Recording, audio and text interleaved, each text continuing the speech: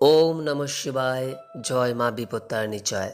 বন্ধুরা, আষাঢ় মাসের শুক্লপক্ষের শ্রী শ্রী জগন্নাথ দেবের এই রথযাত্রার সময়কালে যে শনি এবং মঙ্গলবার পড়ে, সেই দিন দুটিকে শাস্ত্রে অতীব গুরুত্বপূর্ণ দিন হিসেবে গণ্য করা হয়েছে। কারণ এই দুই দিনে মা বিপত্তারিণীর পূজা করা হয়, যিনি সকল বিপদ থেকে আমাদের রক্ষা করেন।